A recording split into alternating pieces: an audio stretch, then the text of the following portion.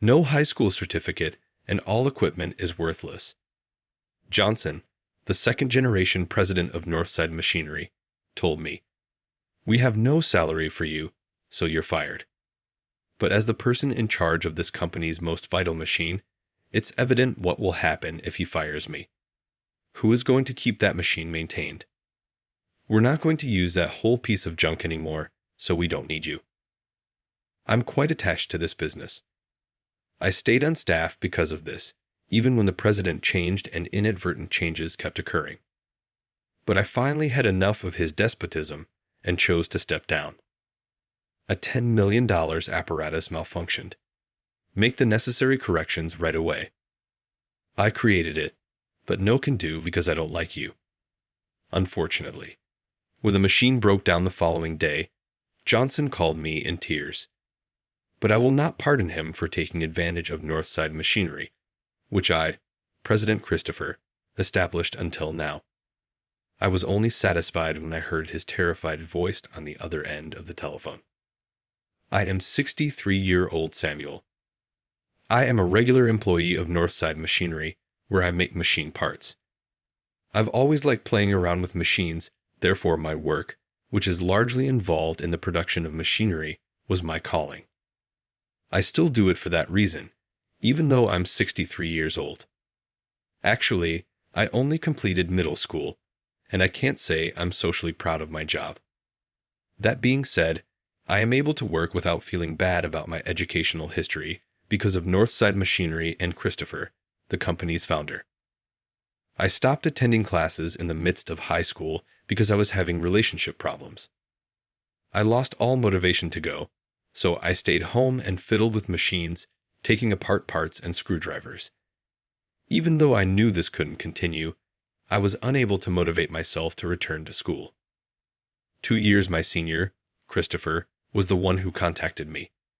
He had protected me during middle and primary school. Then, he invited me to join his company when I turned 22. I'm considering launching a company. You're competent with machinery, correct? Would you like to work for me? But I didn't even graduate from high school. Your level of education is irrelevant. I am aware of your diligence and skill at assembling machines. Even searching among recent college graduates, I couldn't find someone more ideal. What say you then? At that point, I found it difficult to think about returning to high school or college, and I was concerned about how I would find employment in such an environment. I was pleased to be approached and valued by Christopher, so I took the decision to work hard for him and join the business he was about to launch. That's how Northside Machinery was founded by Christopher and me. Since you are more knowledgeable about machines than I am, Samuel, please let me know if you see anything. I will do my best to honor your viewpoint. He trusted me enough to grant me considerable latitude in terms of growth and production. Even though I was under a lot of strain, I knew a lot about the manufacturing of machinery. As a result, compared to other employees, I could see what needed to be done at this company more clearly. In reality, I want to construct a processing machine. We could boost earnings and streamline production with a machine like that. I see, but can we build such a machine? It will take time, but I'll make it with the employees during our free time. Are you truly capable of that? I understand. Tell me if you require any supplies or equipment. I am depending upon you. Following that, I created a processing machine. We took our time, working with the staff, and built it. The operations of Northside Machinery were centered around the processing equipment. That's incredible, Samuel. I'm so happy I found you. I'm grateful, Christopher. You put your trust in me, so I felt obligated to earn it by working hard. Christopher was ecstatic to hear that the processing machine was finished. I only completed middle school, yet he still reached out to me because he trusted me. I believe I was able to pay him back. Naturally, the machine wasn't flawless right away, but I fixed any problems and added features as needed. Northside Machinery's earnings grew steadily as the machine's processing efficiency increased. We kept using that machine to collaborate for the next 40 years, but we both got older. Christopher made the decision to step down as president at the age of 65, saying, "It's about time to pass the presidency to the next employee." It seemed expected, given his age.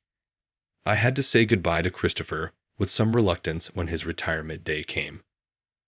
Richard Johnson, a guy in his 40s, succeeded Christopher as the second president after he retired. Christopher had proposed that I run for the next president, but I turned him down because I felt it would be too much. I will now serve as Northside Machinery's president. I refuse to put up with slackers. Work diligently, everyone. The staff laughed at his haughty greeting. Why is that mentality there? I'm the new president. Let's celebrate. When they heard him speak, the staff grudgingly clapped. Then Johnson grinned triumphantly, clearly satisfied. Johnson was the department's first head of sales. His excellent sales record and amiable disposition led to his selection as the new president. But it was evident from this greeting that his amiability towards superiors was only a ruse to further his career. Johnson went on, "Even with the employees' growing mistrust, I won't accept the same lax management as previously. Put in a lot of effort during business hours and help the company make money. Save all of your money. We can't afford to pay for your idleness." Is it really necessary to say that in the first greeting? The staff members had to nod in agreement without giving it any thought.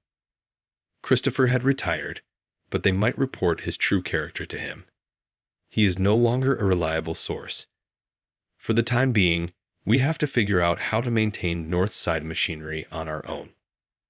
Johnson was our first boss when we started. Naturally, the first thing Johnson attacked with his pathetic greeting was our pay. Don't you think the pay is too high? Do you truly produce enough work to warrant this amount? It is not necessary to offer such a large bonus. Come on, let's chop it. How come? That presents a challenge. It was intolerable to have their bonuses and pay abruptly reduced. Johnson ignored the protests of one of the employees. Johnson also screamed at staff members for unimportant things. Who turned on this light? I instructed you to switch it off right away after using it. Under such strain, the staff could only say, "I'm sorry," again and time again. I instructed you to use the least amount of materials possible. Who removed everything? Well, to work efficiently, we need this much. It doesn't concern me. Take charge of efficiency on your own. Don't let the business's expenses go to waste. Yes, the staff members were worn out over time due to the continual ranting for little stuff. "Excuse me, President Johnson, this tool broke, and I need to replace it." "What? It cracked?" "Samuel, it had to have been your fault. Accept responsibility and get a replacement on your own." Since we had to pay for repairs out of our own wallets, we were unable to obtain replacements for damaged tools. No one was reporting broken goods these days. By concealing these problems, the staff was able to continue working, but ultimately the primary processing unit failed. Hey, why isn't work getting done? You had better not be taking it easy. No, this machine stopped working. What? Up until today, it was functioning. It must have been broken by someone. The workers appeared on the verge of tears, terrified they would be held accountable.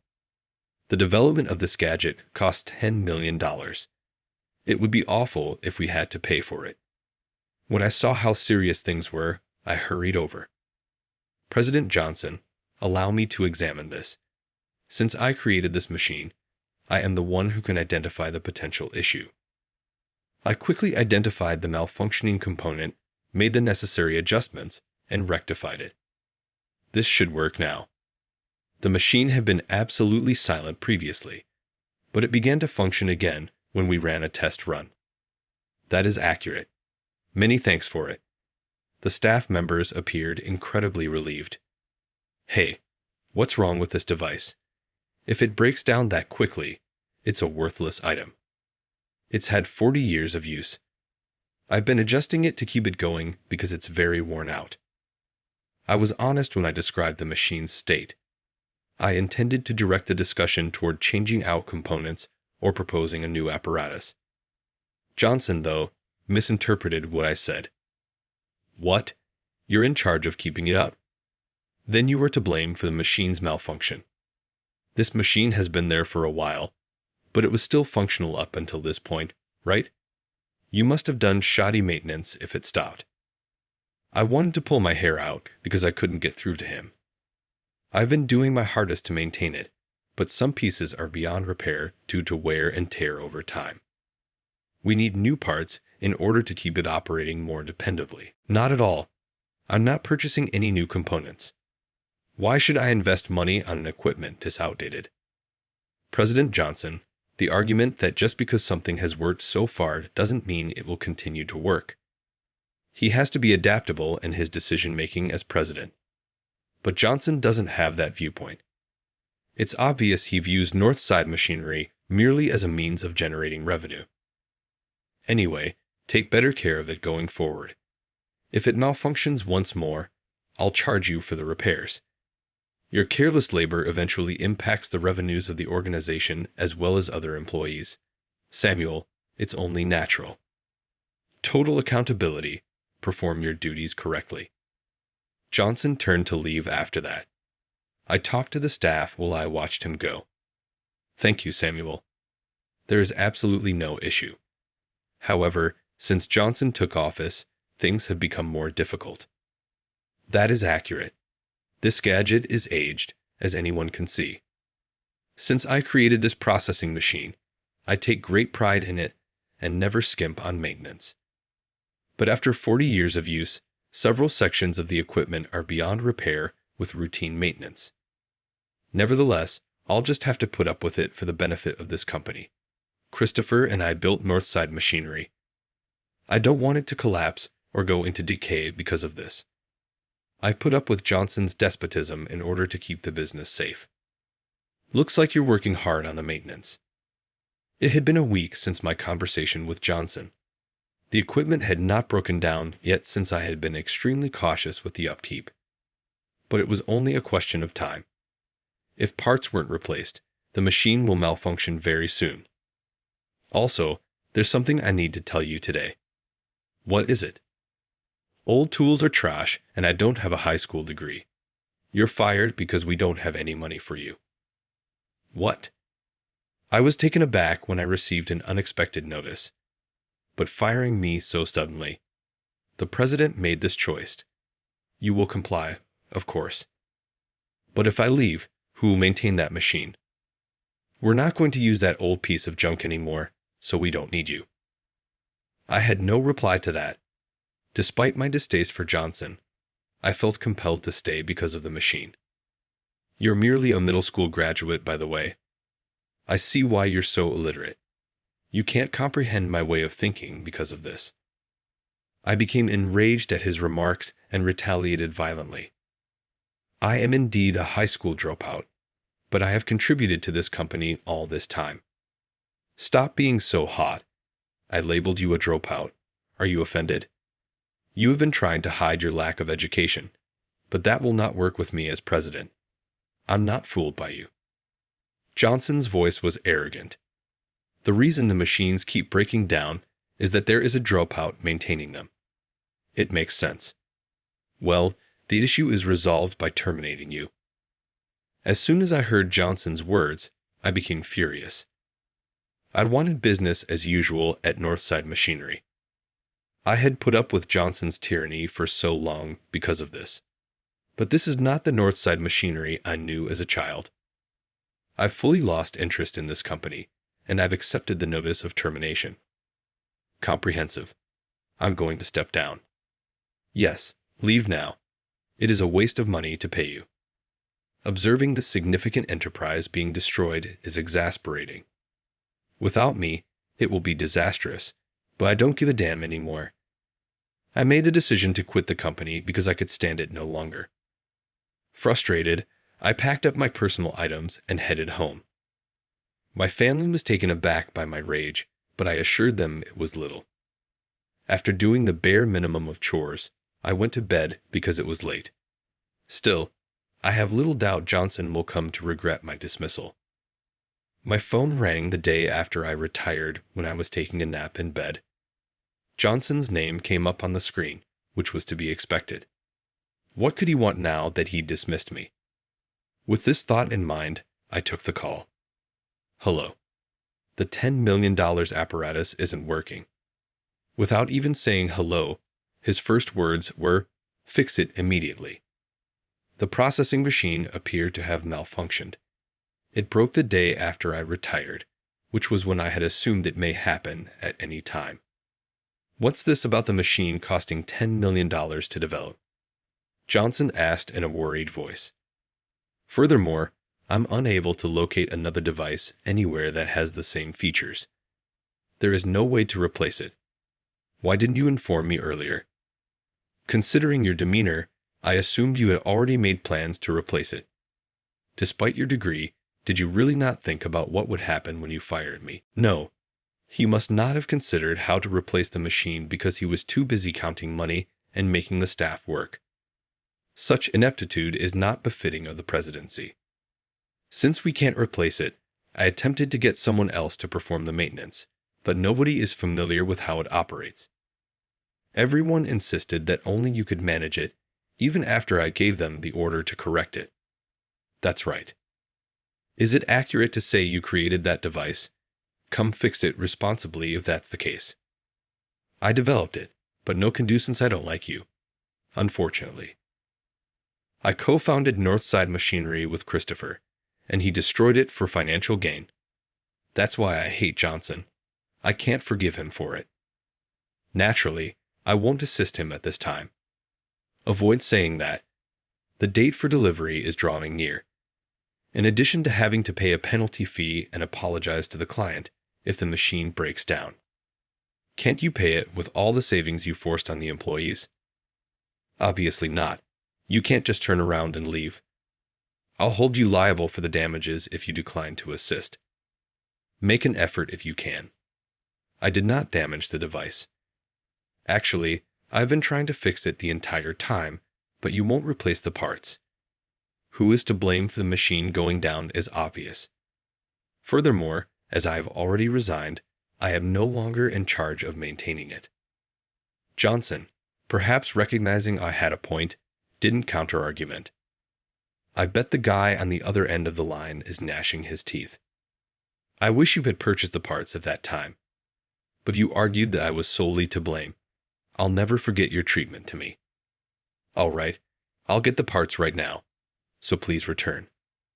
I won't, I promise. I detest you. Do you know how it felt for us to work for you? Damn you, bastard with no heart. You haven't worked for this company for very long, have you? Are you not attached to it in any way? Yes, I do feel a connection to this. I put a lot of effort into running the business under Johnson because of this. But because of him, even that emotion is no longer present. Northside Machinery is a complete disaster because of you. I no longer feel any connection to this company. Farewell. I hung up, figuring there was no use in listening any longer. I proceeded to block calls coming from Johnson and Northside Machinery. I felt a great sense of relief after telling Johnson all I wanted to say. I then conducted phone interviews with former staff members regarding the business and Johnson. There's no need for us to stay either, especially since you were fired and the company is in such disarray. All of the workers are turning in their letters of resignation. The expressions on their faces are priceless. Everyone appears to be quite relieved. Is that so? He had been at Northside Machinery for about 20 years, working in accounting. Everyone persevered for the good of the organization, feeling obligated to President Christopher. However, after I was let go, they lost patience with me. I was the one keeping the business afloat. It was true, and hearing this embarrassed me a little, that Christopher and I founded the business. Being trusted by the staff made me feel proud as well. President Johnson attempted to place the blame on us after the machine broke down. It's absurd. It's obvious that he fired you. No matter how loud he yells, the machine won't be fixed. Actually, All would have been well had he just spent a bit more on the equipment and workspace. However, he was always doing pointless things. Yes, without a doubt. Yes, the findings of the probe are in. I'll send them to you via email. Thanks, I appreciate it. The email containing the findings of the investigation arrived later. I smirked as I looked over the paperwork. Johnson wouldn't be able to wriggle out with this much evidence. I unblocked his number after doing the required steps. Johnson gave me another call a few days later.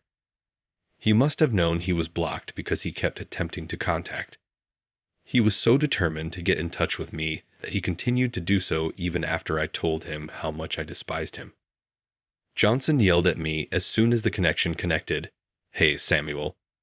Have you not been returning my calls?" "Obviously. What's the point of my answering your calls?" "Samuel, you invented the device.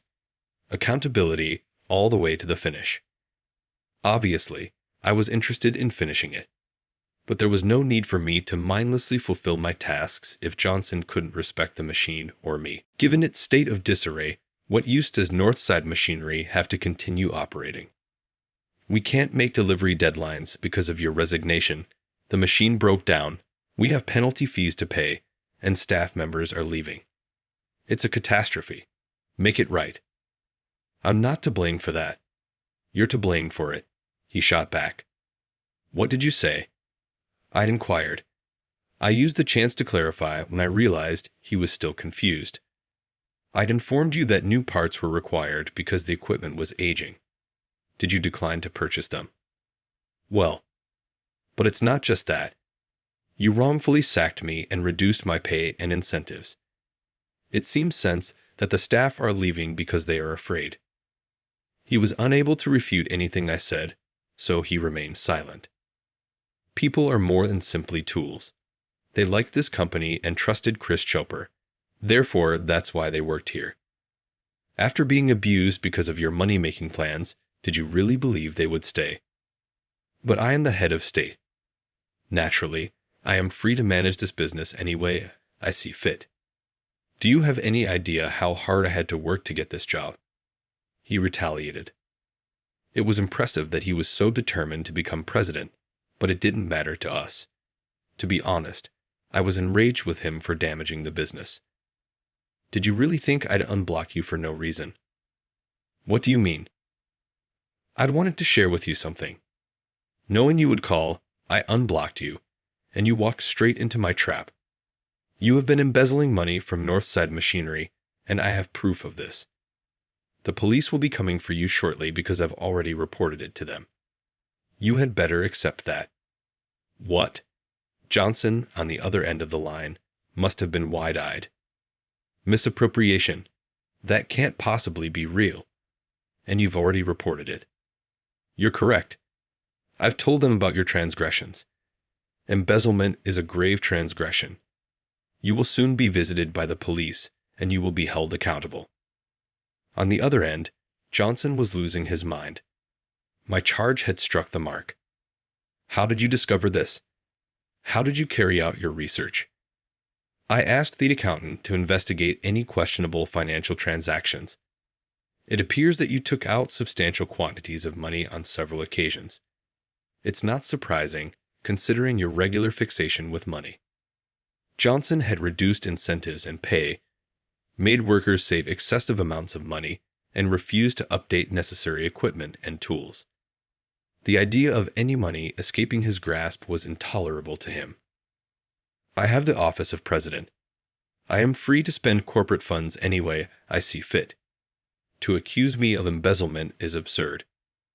Even a president will face penalties if they misuse company funds, and the punishment is much harsher than for a regular employee. My remarks seemed to make him shrink. What sort of penalty? Will making a financial payment make things better? A president faces a prison sentence for significant embezzlement. You're going to jail then. While you can, savor your delicious food. No way. I was cornered and reaping the consequences of Johnson's actions, considering how oppressive he had been against me. It was so nice to feel his worry over the phone.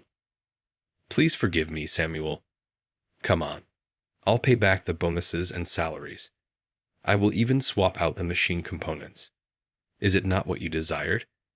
When Johnson finally realized how bad things were, he started to change his attitude. Tell the staff that I'll make things right and request that they continue working as usual. If not, we're pretty well screwed. Even if you say that, I've already reported it to the police. Tell them it was an error when you call them back. So I won't be punished. Is that correct? Do you really believe it's that easy?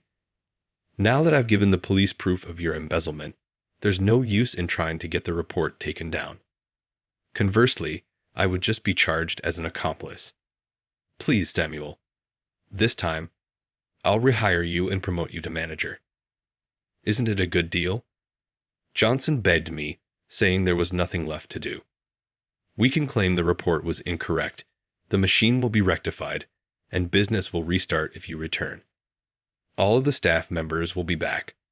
Everything will be resolved. I beg you. He would most likely be pleading for forgiveness on his hands and knees if he were in front of me. I wish I could have seen it on the phone. All right, I'll come back if you pay me a higher salary than before. Oh, really? To what extent do you wish? Decide on a price. He most likely believed that it was a little price to pay to get things straightened out. His wallets must be rather full considering how much he embezzled.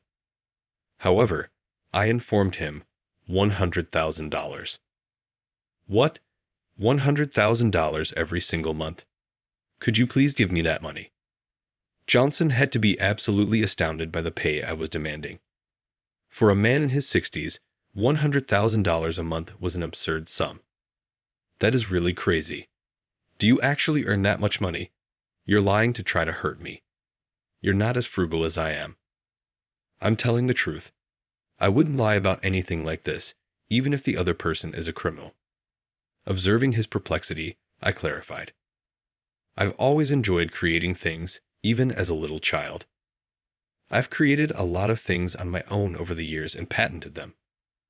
My monthly income from that source is $100,000. Not at all. Someone earning $100,000 who graduated from middle school like you. That was probably a sum worth committing crimes for, to hear him tell it, but I earned it the right way.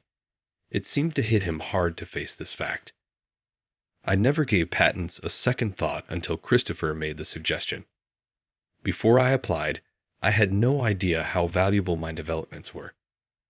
My inventions are currently used by numerous manufacturing companies. That allows me to properly care for my family. I questioned Johnson, so, can you pay it? After noticing that he was shook up. Oh my God, $100,000. But I'll lose money if I pay that much. Johnson believed that if I went back to Northside Machinery, the problem would be resolved. But he couldn't bear having to pay me more than $100,000 a month. I think he was split between receiving the punishment and going into debt to pay me. If you can't pay, then this conversation is over. Hold on. How come? Are you able to pay for it? Johnson begged. If you come back. I gave him a hard reality check, but he must have understood he had no choice but to pay. No matter how much money you offer, I'm not coming back, Samuel, I said. At what I said, Care Johnson lost all words. He must have felt completely helpless, with no way out. I was startled by a loud noise coming from the other end of the call. Then a voice out of nowhere answered. This is law enforcement. Are you Richard Johnson? Wait, I didn't do anything. I let out a cry. You might be charged with embezzlement. Kindly accompany us to the station. No, I didn't steal any property. Since I'm the president, using business funds comes naturally to me. His shouts were audible to me from the other side, but they soon stopped. He would undoubtedly now receive the just punishment. I smirked and hung up the phone as soon as I heard his voice being taken away. Following the resignation of every employee and the severing of business relations, Northside Machinery filed for bankruptcy. Johnson was accused of severe breach of trust for embezzling corporate funds while serving as president. He incited the company's bankruptcy, induced the resignation of every employee, and embezzled $300,000 in a short amount of time. As a result, he was found guilty and given a sentence that included an $80,000 fine and 7 years in prison. Moreover, because the actual damages were caused by the stoppage of transactions, several additional companies claimed a total of $100,000 in compensation. He insisted repeatedly in court that he was not at fault, yet forcing a business into bankruptcy for personal gain is a serious offense. He'll spend time in prison for his crime of destroying the firm we loved so dearly. I didn't realize things had gotten so awful. I apologize for not noticing, I uttered. No, Christopher, I didn't tell you because I didn't want to bother you, he answered. I should be the one to apologize for allowing it to get to this point. Apologize not. I take some of the blame for not selecting a more deserving replacement. This was bound to happen. Everything has a start and a finish. In any case, it's fortunate that Johnson received the just punishment for taking advantage of our business, Christopher reminisced. I reasoned that closing the business wouldn't be a bad idea after I retired. There's no one else I trust enough to take over, and neither my son nor daughter want to run it. It's best to conclude things amicably rather than going in circles, because you also stated that you have no interest in managing. This circumstance has demonstrated that this was the best decision. That is accurate. Given the age of the business I founded, now might be the ideal time. Exactly. I don't see this as a bad thing because of this. Even now, I feel relieved. It sounds good to take it easy and spend time with my family and you. We established a company, created machines, and put in a lot of effort for 40 years. It's a little disappointing to end it here, but there are instances when it's better to draw a conclusion than to go on indefinitely. This particular example amply demonstrated that. I never had trouble making ends meet. I just loved working with machines and the company I kept. Thanks to Christopher's advice, I have enough savings to support my family comfortably and indulge in my interests. I'll thus start doing machine tinkering as a hobby and enjoy relaxing with my friends and family. All right, everyone's presentations are done, Nick, the manager, said as he tried to move the discussion forward. Excuse me, I haven't. I recently found out something. Nick interrupted me and began to speak. There's apparently someone in this department who didn't graduate high school and is just a part-timer. Meetings should be for employees only. Absolutely right. His lackey, Mike, of course, agreed with Nick. I'm leaving. After leaving the meeting room, I started to shut down my computer. I noticed that an email had arrived, not in my personal inbox, but in the company's shared email. Thinking, there's no point in speaking up, no one will listen, I went home quietly. The next day, I heard a commotion from Nick's desk. He was staring at his computer screen, his face pale. Nick! Is something wrong? Mike looked at the screen with him. And he turned even paler than Nick. Why is he so angry? Knowing the reason for Mike's distress, I thought to myself, serves them right. My name is Adam. My mother passed away when I was in the 9th grade, and I was raised by my father. Well, you could hardly call it being raised. After my mother passed, my father changed. He drowned his sorrows in alcohol, and though he still went to work, he squandered our living expenses on horse racing. Because of that, I had to start working part-time as soon as I entered high school. Every month, I went to the convenience store with bills in hand that couldn't be auto-deducted from my father's account. Even though I endured it because I didn't want to be alone, I reached my limit in my 2nd year of high school and dropped out. I found a live-in job at a distant inn. Thank you for everything. The day I left home, my father, still staring at the TV, spoke. Take care. That was our last conversation. Back then, 18 wasn't the age of majority, so I needed my father's permission to work, and I couldn't hide my place of employment. Yet, my father never visited me even once. I kept working just to survive, and before I knew it, I was 42. Years of hard work paid off, and I was transferred to the headquarters. I was thrilled to be recognized by the company, as I thought I'd be working in the field until retirement due to my lack of formal education. Listen up.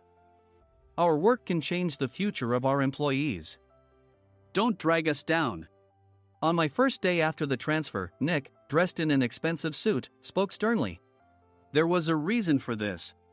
Our inn was located in a prominent tourist destination, known so well that everyone in the state could sing its commercial jingle. At its peak, we had 5 locations within the state. But that was long ago. Due to financial difficulties and aging facilities, only the place where I had worked for many years and the original establishment remained. I was prepared to lose my job anytime, but now there was a glimmer of hope. With the rise of social media, the tourist area where the inn was located started gaining attention again. Depending on how hard the sales department, where I was transferred, worked, we could either thrive or be forced to give up this prime location to the new hotel chains continuously popping up. For Nick, who had switched careers from another industry to strengthen our sales, this was a battle he couldn't afford to lose. I understood why he had to be strict. I will do my best. Nick sneered at my enthusiastic declaration. Did you not hear what I said? I'm sorry. I thought I was listening carefully. Out of habit from years of customer service, I apologized reflexively, though I had no idea what had offended him. Someone was watching me with a smirk. In this department, there are those who are expected to excel and those who have been shoved here because they have nowhere else to go. You are the latter. It was Mike, the section chief. He's 7 years younger, at 35. But he was called to headquarters much earlier than I was and had been moving around within the headquarters ever since. I'm not jealous, but I can't accept that he's my boss. Graduating from a prestigious university, he has an unusually high pride and caused many problems as a newbie, making things very difficult for me when I was the front desk leader. When I found out Mike was transferred to the sales department a month before me, I was disheartened. Mike is right. With just a middle school diploma, there's not much you can do. Don't even think about achieving results. As if I didn't exist, Nick remarked, I'm thirsty. Mike eagerly ran to the coffee maker. It seems Mike is Nick's lackey. I regretted being happy about my transfer to headquarters, wishing I had stayed on site forever. Send a direct mail to every company on this list by the end of the day. Nick only assigned me tasks that even a new graduate could handle. What? There are over 1,000 companies. You want me to send to all of them by today? Yes, if you and your fellow misfits split the work, even those with nowhere else to go should finish by today. I glanced at the employees typing away expressionlessly. They were worn out from customer service, only thinking about leaving on time, or were women reassigned after having children, with zero motivation for work. Even Sam, a new graduate from the same university as Mike, who was supposed to be among the expected achievers, had no enthusiasm for the job, having joined the company wanting to do customer service. I don't care what they say, I plan to quit anytime, he said. Only Nick and Mike were highly motivated, making all the decisions between the two of them. I originally only wanted to work at the inn to survive and had no particular attachment to this job. I swallowed my words, thinking I had no right to reprimand them. About a month after the transfer, Nick told us with a frustrated look. To commemorate the 50th anniversary, we've decided to create a plan exclusive for one group per day. Originally, Mike and I were supposed to come up with it, but our president, Mr. Thompson, insists on hearing everyone's opinions. So, you all get a chance. As Nick explained, Mike began handing out prints. Make sure not to embarrass Nick. If your ideas are half-baked, you'll have to redo them. It seemed that they had printed his handwritten notes by Mr. Thompson, which included several questions and a section for free responses. It made sense why Nick had to seek our input, given that all responses had to be submitted to Mr. Thompson. We were given a week to think about it, and a meeting was scheduled to compile our ideas. My plan is to let guests enjoy both the old and modern America. Nick began the presentations. Guests would watch a master confectioner at a nearby traditional sweet shop make sweets in front of them. The welcome drink would be premium tea in a bottle. Nick's plan was certainly attractive. After his presentation, Nick called on us to present in the order we were seated. Just as I stood up for my turn. All right, everyone's presentations are done. Excuse me, I haven't. I recently found out something. Nick interrupted me. There's someone in this department who didn't graduate high school and is just a part-timer. He was likely talking about me. I joined the company as a part-timer and was made a full-time employee when I turned 20. That was 20 years ago, so Nick and Mike probably had no chance to know until recently. Meetings should be for employees only. Absolutely right. After that, Nick kept creating opportunities to solicit everyone's opinions, purposefully excluding me from speaking. The meeting unexpectedly heated up and went past the scheduled end time. A few people asked to leave, and the discussion continued with the remaining few. Still here? Normally, you'd leave in that situation. Though I had no attachment to the job initially, hearing kind words from customers made me want to make them happier. For someone like me, with nowhere to go, the inn was my home and customer service was my life. I felt pathetic about my current self. I'm leaving. I left the conference room and started shutting down my computer. I noticed an email had arrived, not in my personal inbox, but in the company's shared email. Thinking no one would listen to what I had to say anyway, I quietly went home. The next day, while preparing the DM as instructed, I heard a commotion from Nick's desk. In his haste to stand up, he hit his knee on the desk.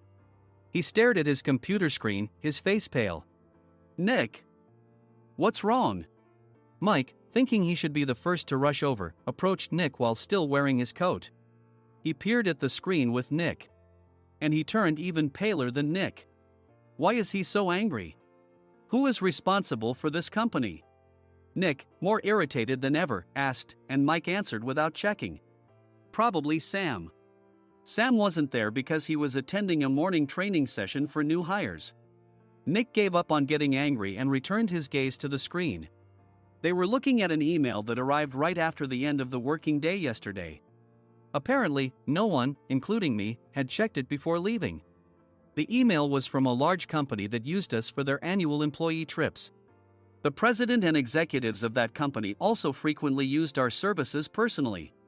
President of the company, Mr. Mason himself, had declared that neither he nor his company would ever use our services again. Well, some companies cancel their employee trips or stop using our services due to financial struggles. Let's just move on. Mike kept wiping the sweat from his forehead with a handkerchief. Knowing why Mike was so agitated, I quietly watched their interaction. Do you know how much revenue we get from that company?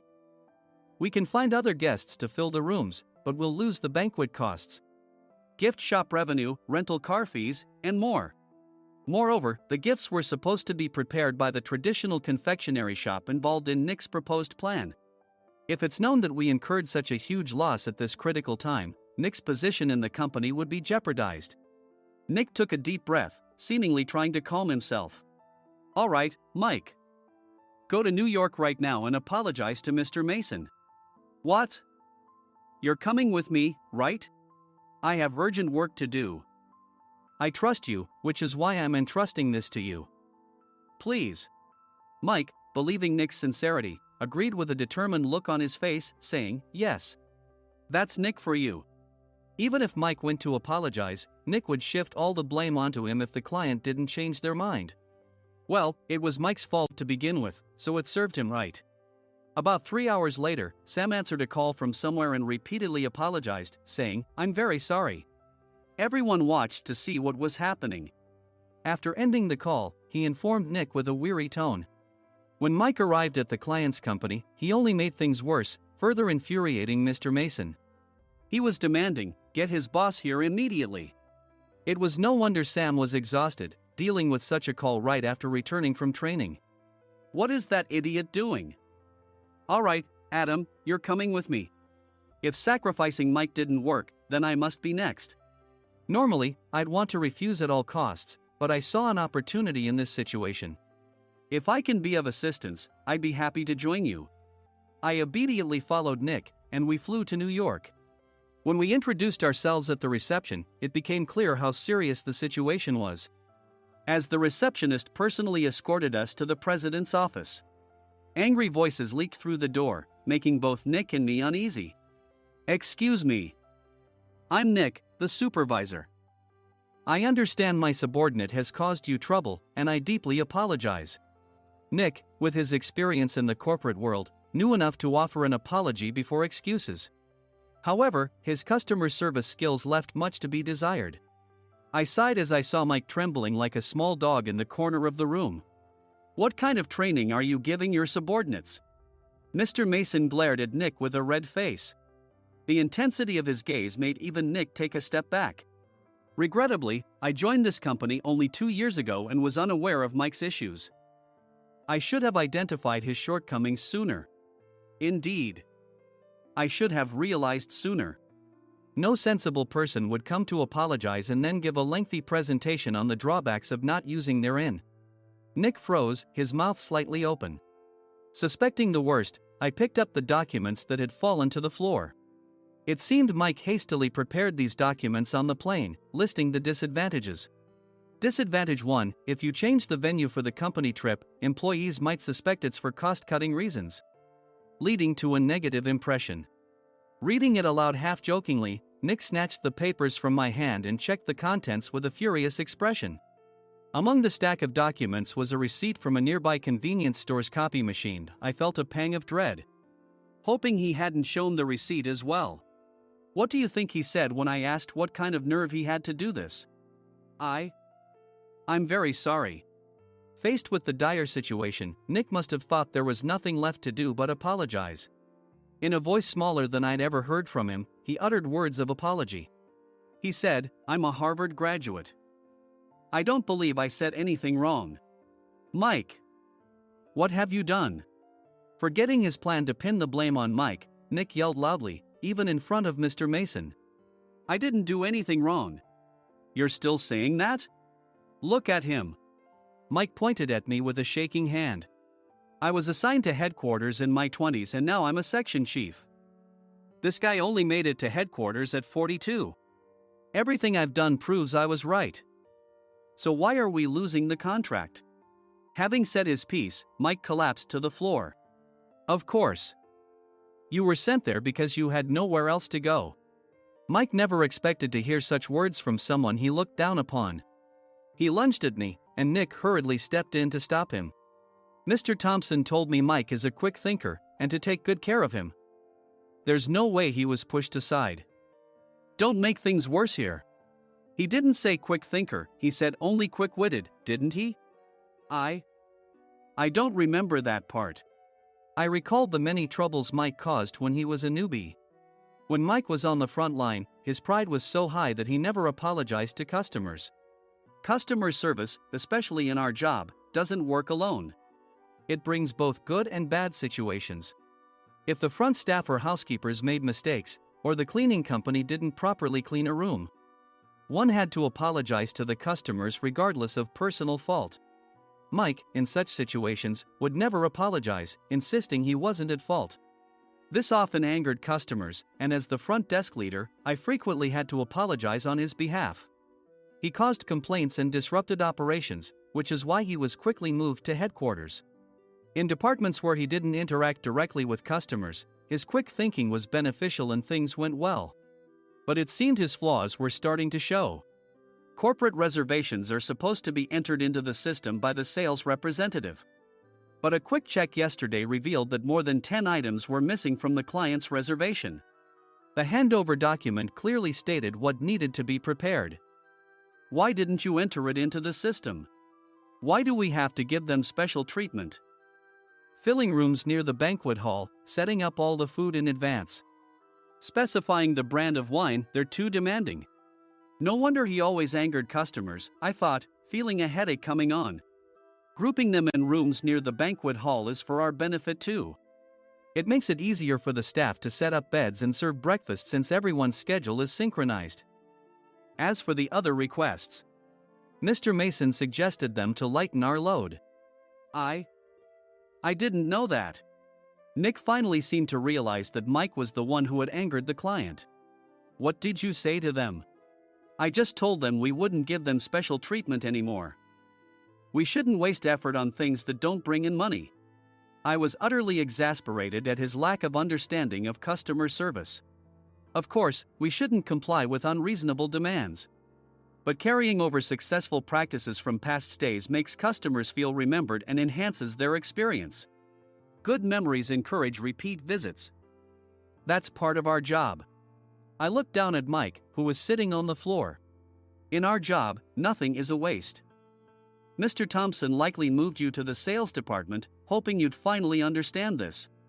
How do you think he feels now that you failed to meet his expectations? Mike, tears in his eyes, fled the president's office. I was amazed he still hadn't apologized. You have it tough, Adam. It's okay, we're all employees of the same company. I deeply apologize for this disrespectful incident. Especially after all the care you've shown us. If it weren't for you, Adam, I really would have stopped staying here. When I heard you were moving to the sales department, I was willing to reconsider if you handled it. Seeing us talk so amicably, Nick's face contorted. Do you two know each other? Adam's service is excellent. I always requested him specifically. Normally, we don't accept specific staff requests, but we made an exception for Mr. Mason, adjusting my shifts accordingly. He had personally stayed at our hotel just before my transfer, and during casual conversation, I mentioned, I'm moving to the sales department soon. If I hadn't told him then, things could have been much worse. Please continue to take care of us. I look forward to it. On the return flight, Nick awkwardly offered me a can of beer. It's still working hours. Of course, I had no intention of forgiving him for a single beer. Nick might try to pin everything on Mike and avoid any consequences. While pondering this, a startling fact came to light. Nick, the tea bottles for the plan have arrived. I handed Nick a bottle labeled with our inn's name. They look good. What are you talking about? These are plastic bottles. I had assumed we would use the trendy, high-end bottling tea. But what arrived were ordinary plastic bottles of tea with customized labels. The only unique aspect was the label, which had the inn's name, making it look customized. Upon further investigation, I discovered that a substantial amount of money was set to be paid to the tea company. It was priced like bottling tea. Does this plastic bottle really cost $100 each? The tea inside is specially blended for us. The extra cost is for that. Wouldn't it be better to use another tea company? Or is there a specific reason we must use this one? As Nick continued to make excuses, I showed him a printed email. I informed the tea company's president, Mr. Mitchell, that we discovered irregular payments and he confessed. He said you two were high school classmates and planned to split the extra money. That idiot. Why did he confess? That's not important. You should worry about yourself. This could turn into a police matter. Opening the bottle cap, I suggested. How about calming down with this tea? It supposedly has a relaxing effect. Nick drank the tea frantically. In the following days, decisions were made about their fates. Mike was reassigned to the General Affairs Department, with no chance of transfer or promotion, as per Mr. Thompson's orders. As for Nick, since the payment to the tea company hadn't yet been made, he narrowly avoided legal trouble. Instead, he was encouraged to leave the company, and to avoid further complications, Nick submitted his resignation. Rumor has it that connections between HR departments have made it difficult for him to find new employment. Even though it was good to have those two gone, something unexpected happened in the sales department. Everyone became motivated and united in refining the 50th anniversary plan. In the end, my plan was adopted. We collaborated with the Tourist Information Center to provide personalized guides. The plan, tailored to the number of guests, was truly special for the 50th anniversary. Hey, is Adam's family coming to stay? I immediately booked that special plan for my family. Sam noticed it on the reservation list and quickly picked up on it. Yes, I'm inviting my father. That's great. I might invite my parents too. I lacked the courage to face my father just as Adam. But here, with the confidence Mr. Mason praised, I felt ready. The 50th anniversary plan was a perfect opportunity to reconnect with my father. I hoped to bring back the days when we could laugh together as we once did.